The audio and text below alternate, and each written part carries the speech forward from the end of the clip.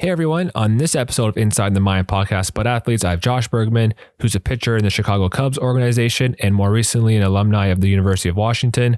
Growing up in Canada, he faced a tough decision choosing between hockey and baseball as a professional career. So we talked a bit about that decision, as well as some other mental struggles he encounters as a pitcher. Won't spoil too much of the episode though, so roll the intro.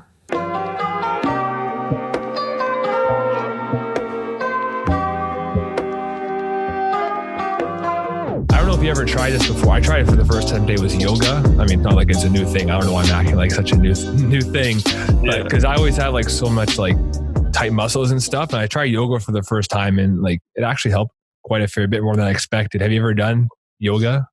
Yeah, I mean, when I was younger, growing up playing hockey, we did a lot of things like dryland training, and one of the things we did was yoga, and I found it actually pretty good. And a lot of the things that like my strength and conditioning coach that I work through, he suggests doing a lot of stuff like that. So yeah, I've definitely tried it before. I really enjoy it.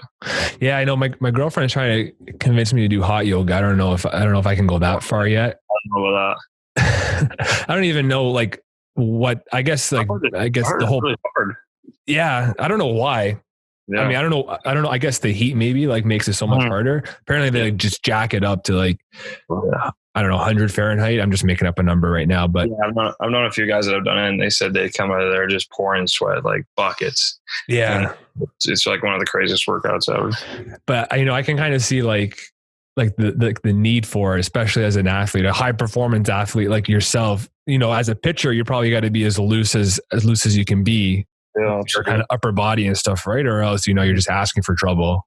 Yeah, absolutely. I totally agree. And that's one thing that I try to do in the off season is making sure that I'm doing, whether it's hip mobility or shoulder mobility, just being able to stay mobile and as flexible as possible is huge in my success in staying healthy and having a long-term career. Yeah. And I know, I guess as a pitcher, injuries are they almost expected? Like, I guess it's almost like, like a boxer or an MMA fighter where, you're almost expected to have an injury at one point or another. Is that what kind of like the culture is like as a pitcher? I would say so. Nowadays, more recently in the last 5 to 10 years, I would say it's definitely more prominent. But I think 20, 30 years ago, like injuries were very few and far between. Like guys, because of how everything's changed in terms of guys are trying to work out heavier, like longer. And so whether that is what creates injuries or not is another thing, but it's just such a rigorous season. And, pitching in general is the overhand motion is an unnatural motion. So, I mean, that creates stress on the arm and the body in general. So yeah, I would say it's not something that I would say it's definitely happens probably once in someone's career, but it's definitely something you hope doesn't happen. But yeah, I would say it's definitely a common thing nowadays. And I know, I guess unfortunately you kind of got bit with the injury bug like at one point with Tommy John surgery. Was it a specific event that you kind of recall that caused that injury, or was it more of like a gradual buildup over time?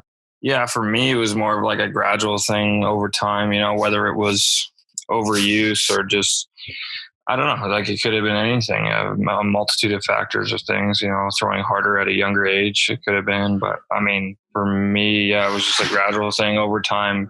It just kind of continually got worse and worse. There would be times where it would get really bad. I'd take a little bit, and then it would come at a good time where I would take a break, whether it was over the summer, and take a few months off from throwing, and then it would start to get better again, and then it would get worse. So that was kind of like the telltale sign that my symptoms aren't getting better. And when it came time to decide whether surgery was going to be the option, that was one of the things the doctor brought up and said, well, if you keep doing this, then eventually it might just fully tear on you, because you're kind of just gradually you get better and then you get worse. And then over time, it's probably just going to get to the point where it might just snap on you. But unfortunately it didn't. We made the choice to have the surgery before it fully teared. So, but yeah, it was more of a gradual thing over time. Yeah. It's such, I feel like it's a common theme with athletes thinking like short term versus long term. Like in the short term, you're so into the game or the season or whatever it is you're training, where you especially at such a high level where you almost feel like one day off almost ruins your progress. At least I feel that way when, just even as something as simple as going to the gym and doing basic strength and conditioning. I always, I used to struggle a lot more with this, not so much now, but just taking a rest day, I felt like I'm going to lose half my body mass in muscles and I'm going to lose 50 pounds of my best lift or something. Yeah. And, I think it comes, I guess, from just, a competitive nature as an athlete where you just want to be the best, and at that level, every 0.1% counts, that you start to do these trade-offs in your mind. Am I going to bite the bullet short term today for maybe some long-term damage, but just to get that advantage in the meantime? Yeah, I agree. Yeah, I mean, for me, it was about, like, when I think about those days of taking a day off, you're thinking about sometimes, and yeah, like you said, in the long run, it could be good for you, and it could help in the future. Like, okay, if I take a day off here, it's going to help me and let my body recover an extra day. Whereas, yeah, you might, but that might be that 0.1% for that day where you do get better, is that taking that rest day and taking that day off to make your body healthier and a little bit more fresher for the next day that you go in and train. So. How hard was it to kind of sit on the sidelines for that bit with your injury and, not being able to throw a baseball or anything? It's obviously, super tough for athletes, to, deal with injuries, not being able to play. I think that's why there's kind of that, innate culture, I guess, as an athlete, to push through injuries and kind of overwork yourself so you don't miss time because you just love the game so much. For me, a recent example for me is, it's not, as intense or as tragic as something like Tommy John surgery, but even myself just rolling my ankle playing tennis and not being able to play tennis for a couple of weeks, that kind of ate at me. So I have to imagine that something like Tommy John surgery, at least at the beginning, was kind of hard to stomach. Oh, absolutely. Yeah, I know I grew up playing this game since I was like 5 years old, and all I wanted to do was throw the baseball, hit the baseball, do whatever, whether it was with my dad in the backyard or playing games with my friends, So when I was told, like, hey, I always knew what Tommy John was, but when you get told, like, hey, we need you to do the surgery, then really reality sets in. I got really emotional about it because I knew what the reality was, and that reality was 5 to 7 months of not throwing a baseball, something I did every single day. And yeah, it was definitely tough. And especially being on a team as special as University of Washington, and one of my time there, as special a team that was. And we kind of struggled after I had the surgery and I was sitting out, and it was tough to watch and tough to see guys, our team, not have the success that we were hoping to have.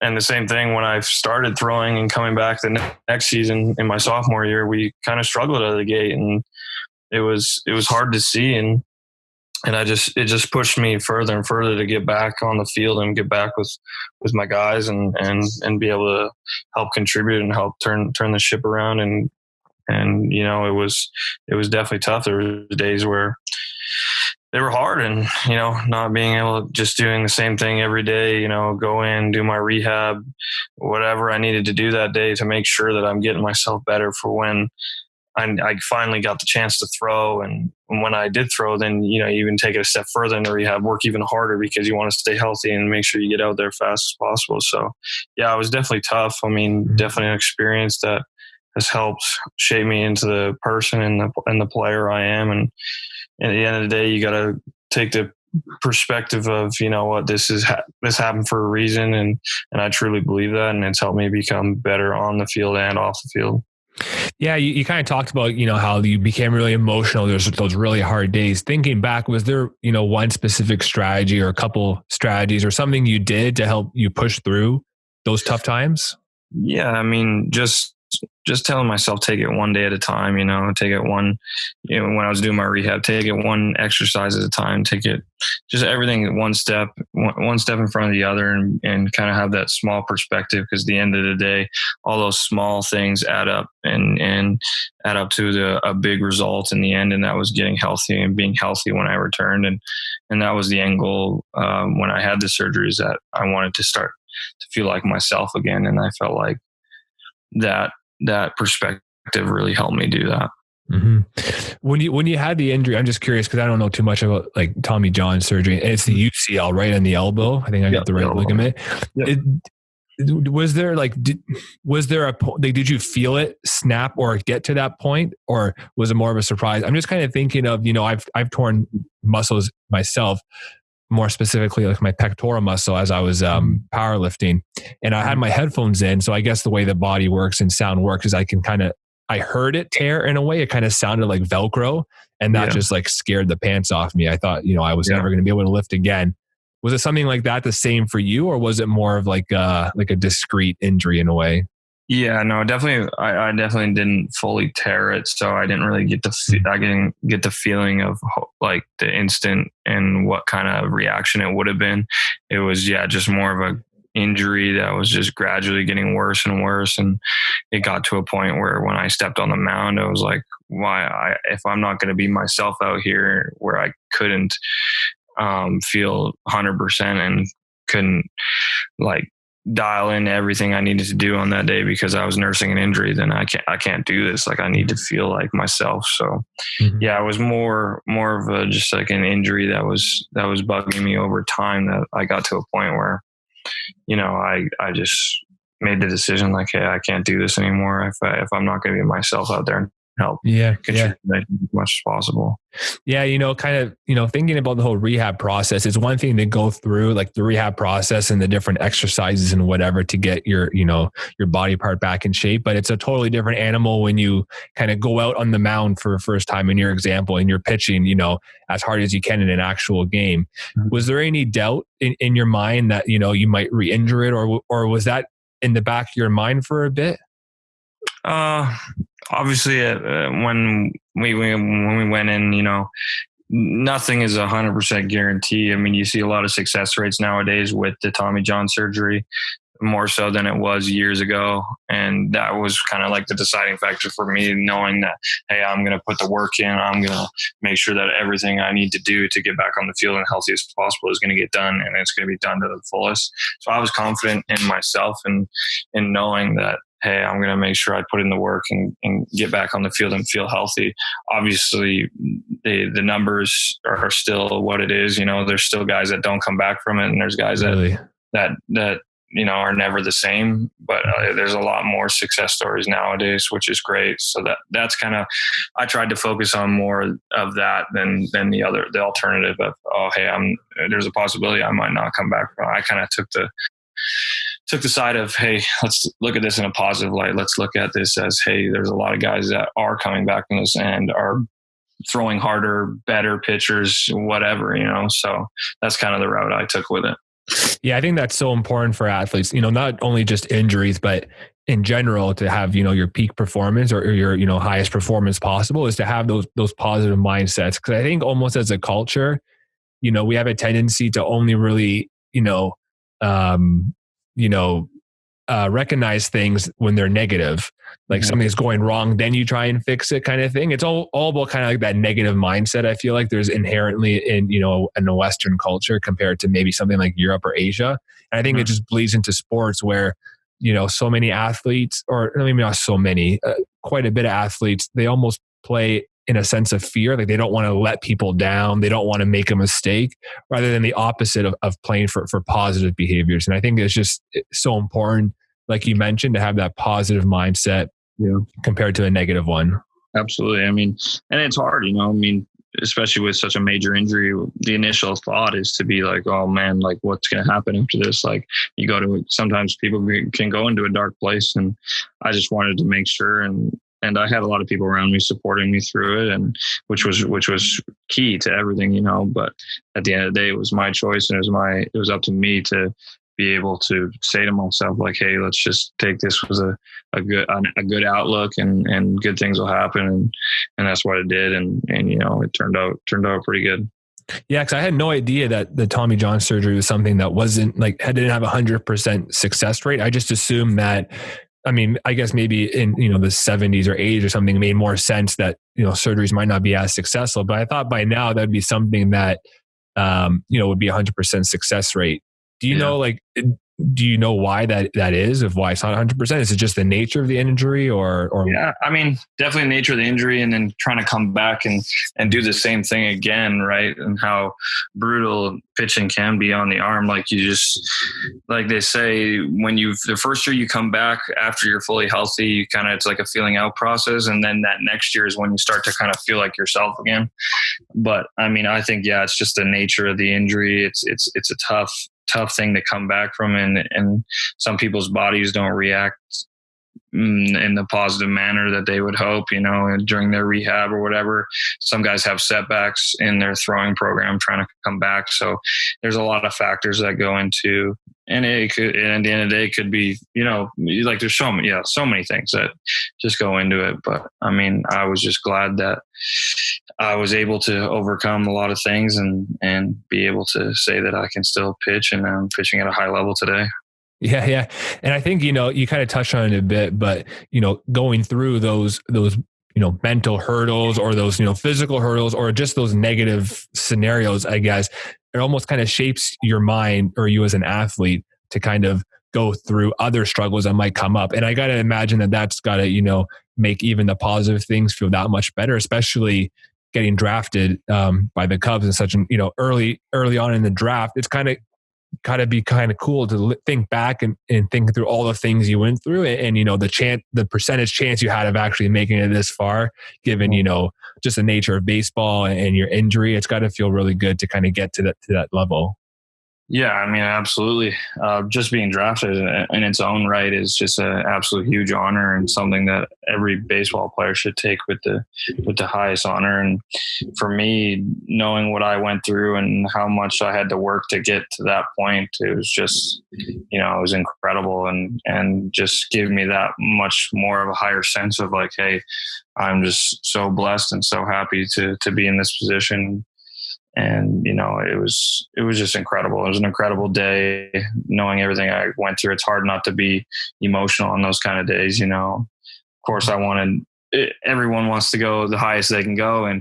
But I was just absolutely thrilled that the Cubs picked me in the position that they did. Mm-hmm. I got to imagine that the first game that you threw for as part of the Cubs organization is probably one of the most nervous you've been for games. Yeah, absolutely. How did you kind of deal with the nerves in that scenario? I kind of just, it's kind of cliche to say, but I just kind of went back to being like a kid, just having fun. And it's at the end of the day, it is a game, and whether you good, bad, or ugly, it's at the end of the day, it's a game, and you just got to have fun with it. And that's what I did. I was in a ballpark that was familiar to me, because in Oregon, we played at Eugene against the University of Oregon when I was at Washington. So it was great. It was a comfortable scenario for me. And, so yeah, I just told myself have a lot of fun with it, and I did, and it was great. Yeah. Kind of on that kind of, I guess, topic of playing, against other teams that you maybe played with before. Mm-hmm. One thing I was interested in kind of getting your opinion on is I've always wondered this about athletes is playing teams that you had rooted for growing up. Mm-hmm. I know, probably growing up, I'm assuming you're a pretty big Jays fan, given you're from Canada and whatnot. Mm-hmm. I actually think I read that your role model was Marcus Stroman, that, I mean, if you're going to pick a guy that, to kind of model your mind after, there's probably no better example than Stroh, because for sure, he went through all the struggles in the world. But have you had, I guess, any exposure to playing, against maybe guys that you knew, or playing against teams that you kind of grew up watching? Because I guess that in the Northwest there, the minor league system, I feel like there's more attention brought to it than maybe over here in Ontario. Yeah. Or maybe even what you think it would be like to maybe one day go against the Jays. Yeah, no, for sure. I mean, obviously playing in the minor leagues now, like being in the Pac-12, there was a lot of great talent. And so after the draft was over, you see all the guys from the Pac-12 that got drafted, and then you playing against them. Like in the summer, I played with a lot of those guys, and then against a lot of those guys. So it was pretty cool in that regard to know who I was going up against. But yeah, no, I mean, at the end of the day, it's pitcher versus hitter. Whether I know them or not, I gotta compete, and I gotta outwork them. So, but yeah, that's kind of the mindset I go in with it. And obviously, it would be really cool, facing big league hitters, and one day for that to happen will just be the greatest day in my life. And so I just can't wait. That's why I work for every single day. I think about that every single day, what it's going to be like one day to hopefully play in the big leagues. And, that's why I work so hard for every single day. Yeah. One thing that's kind of interesting too about baseball is, when you think of a sport almost like football, for example, like a quarterback, like, if they like the gold standard for success is like, 70% pass completion percentage, for example. But when we look at baseball, like for hitters, for example, it's only like, 35% is like the gold standard for your hitting percentage. Or for pitchers, your balls to K ratio might be a little bit lower than it is in other sports, for example. So it's almost like failure in baseball is almost inherent, or it's just part of the game, obviously. Yeah. How do you kind of deal with failure, in the middle of a game? If say you threw a bad pitch or something, how do you kind of reset your mind to get back on track? Yeah. I mean, for me, it's all about, I learned this, I was told this at a very young age, and I never really bought into it until I got a little older. And one of my pitching coaches that I had just told me, hey man, like at the end of the day, the hitter doesn't know what pitch is coming. So if he doesn't know and you throw a bad pitch and you react like you didn't want to throw that pitch, then he's going to know like, hey, he didn't want to throw that. So he's not confident in himself. So the way I look at it is just to take everything one pitch at a time, good, bad, hit my spot, didn't hit my spot, threw it in the dirt, whatever, don't matter. At the end of the day, you got to have conviction in what you're doing, whether you meant to do it or not. Have conviction in it, and that'll help your mindset. And in any situation, whether it's on the mound, off the field, in the weight room, whatever, and just being able to kind of take it, everything one pitch at a time is so huge to my success. It's so simple, but at the end of the day, it's such a powerful thing for me when I'm on the mound. I know a lot of things that, I think a lot of the mental techniques that athletes talk about, they seem simple because you just say like taking one thing at a time, like it just seems simple, like anybody can do that. But when you're in the actual situation, it's a whole, pardon the pun, I guess, it's a whole nother ball game. Yeah. Where, when you're in that situation, it's so hard to take it one step at a time. And, when people hear these strategies, I think maybe they have the expectation that they should be able to do it the first time. And it's so easy to do. Yeah. It takes thousands and thousands of tries to do it. And I'm sure there's still people, in the pros, that I think every athlete to a certain degree deals with some sort of mental struggle. I don't think any athlete is 100% perfect in that regards. I think we all strive to be perfect, but it really just goes to show that these things aren't so easy and they can't just be done overnight, for example. They really do take a lot of hard work to do.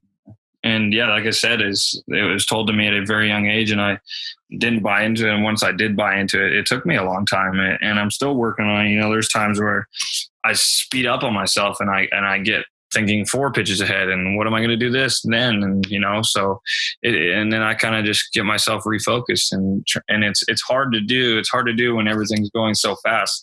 When you start moving up in every single level, the baseball game gets quicker and quicker and quicker, and you got to be able to find a way to slow yourself down. And that's one way that I do it. I try to do it, and I've done a good job up to this point, but there's still work to be done, and I still am working on it. And it's just a thing that if you keep plugging away at it, eventually it's going to stick with you. And it's really starting to stick with me, and I still have a little ways to go, but it's really starting to work for me.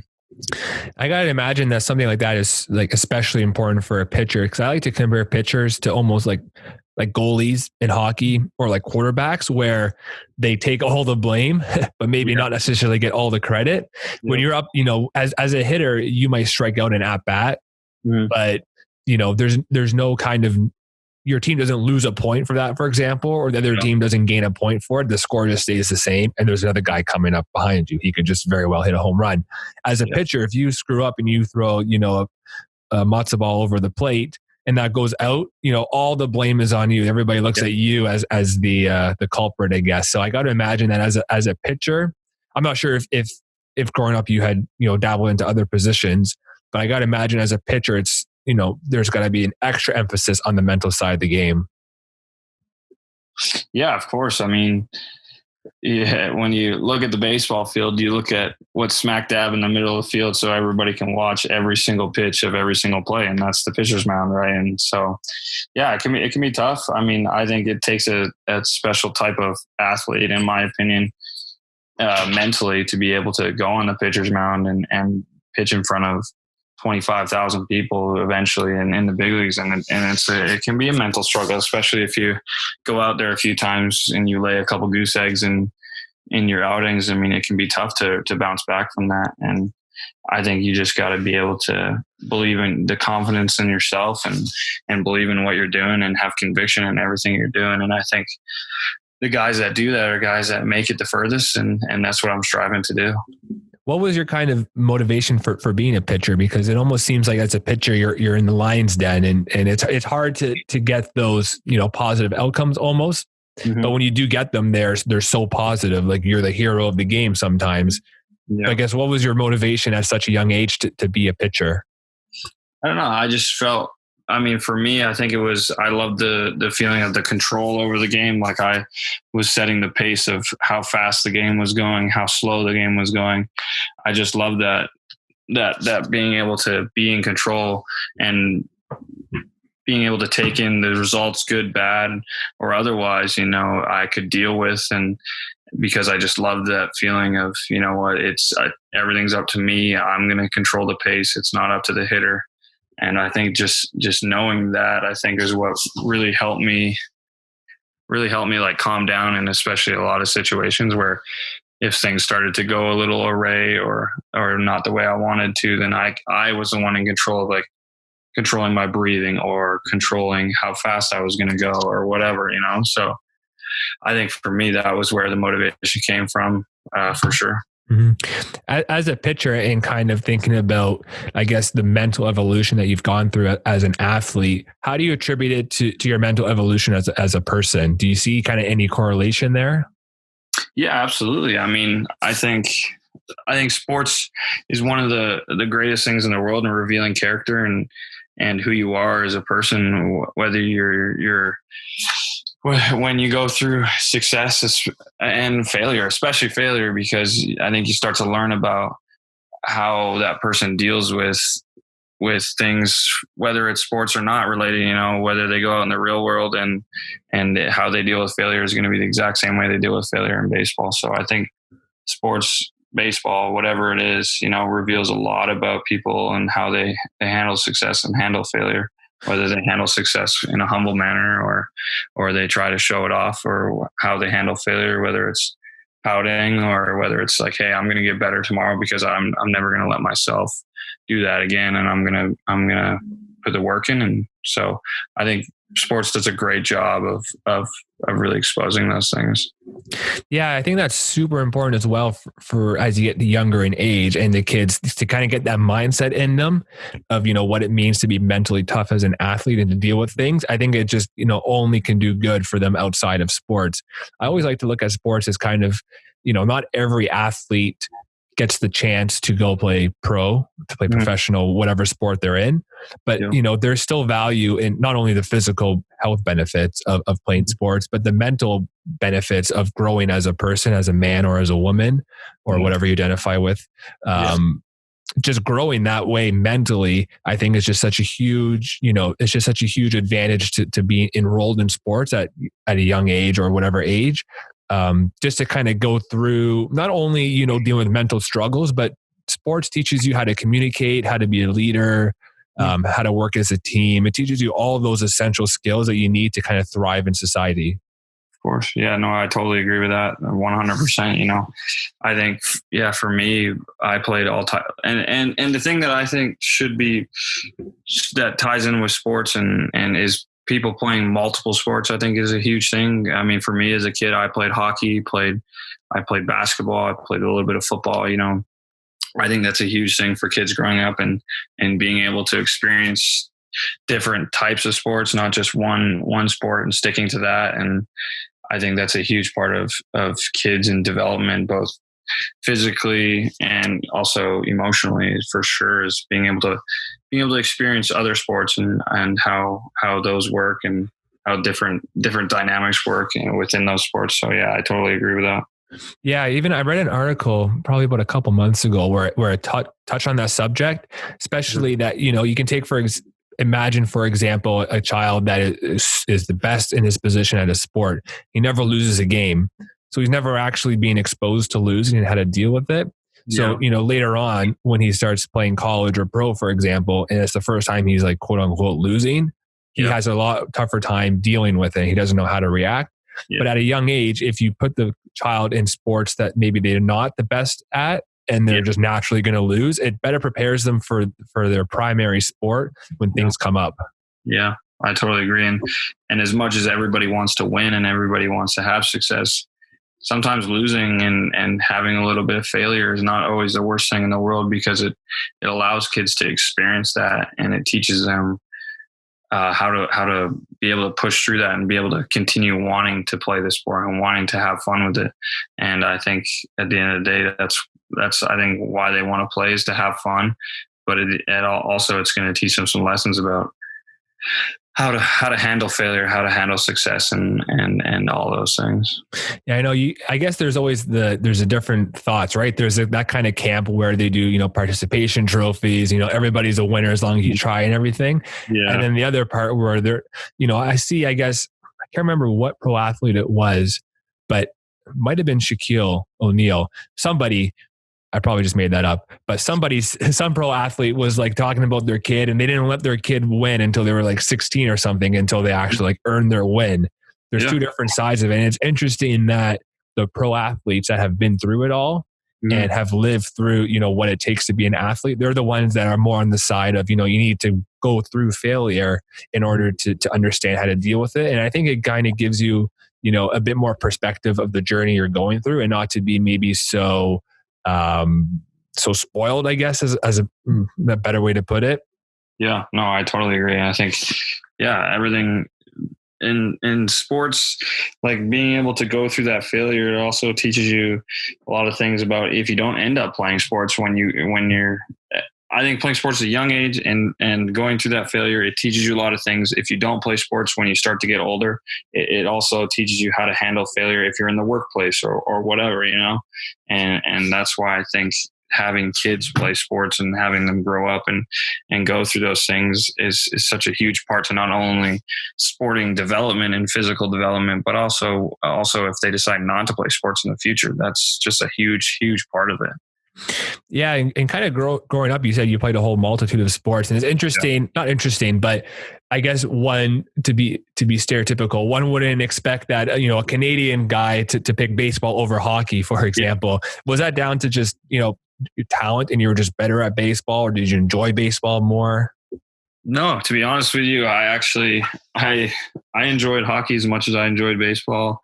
I mean, at the time, probably in terms of which one I was better at, I probably wouldn't be able to tell you. I was fairly good at hockey too. And at the end of the day, it came down to potentially opportunities down the road on where I wanted to go. I mean, hockey could have taken me probably a lot of other places, but I knew when I was presented with the choice of moving away from home and going to this prestigious baseball academy in the middle of nowhere in southern Alberta, I couldn't really pass that up because of knowing the track record of the academy and sending kids to university and developing them as baseball players and developing them as people also. So it was such a huge factor in choosing between the two, was having that opportunity to go to Vauxhall. And I mean, at the end of the day, it was a tough decision and probably the hardest decision I've had to make. But at the end of the day, I think obviously felt like I made the right choice. And so, and today I still talk to my dad, or I talk to my girlfriend about, hey, what if I kept playing hockey? What would have happened? So, but I think, at the end of the day, I made the right choice. Yeah. It's kind of like what you said, just kind of taking it one day at a time, right? Not trying to think about what could have been, or just focusing on what's ahead of you and what's the next challenge that's presented, and trying to tackle that. Of course.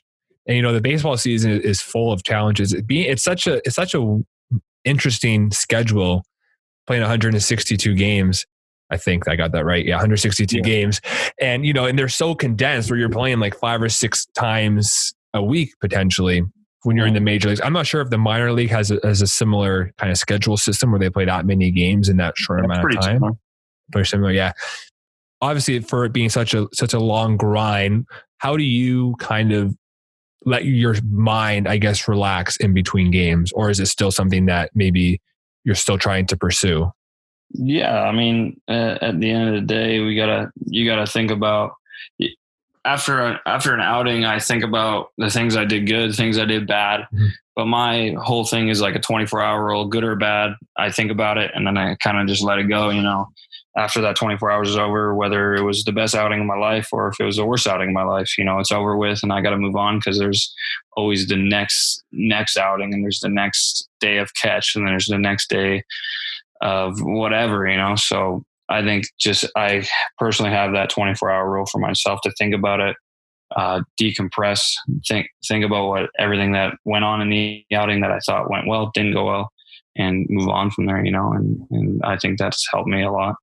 Yeah. And, it's not so much for a relief pitcher, but as a starting pitcher, you have those, 4 or 5 days in between where you can then, you can spend the first day kind of analyzing what you did and didn't do right or wrong.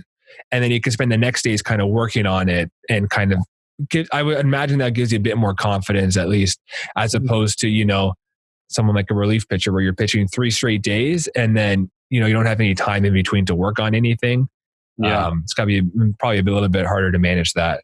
Oh, absolutely. And for sure. And possibly sometime down the road, that might be something that I'm going to be doing. So I've talked to guys that have been relievers maybe for a few years now and kind of get their perspective and learn from them a bit about what they do and what they don't do and what works for them and what doesn't work for them. So, I mean, and that's the great thing about our sport is that a lot of guys, or sports in general, like not just baseball, is that you can learn from other people and try to grow your game based on the things they're telling you, Yeah. Yeah.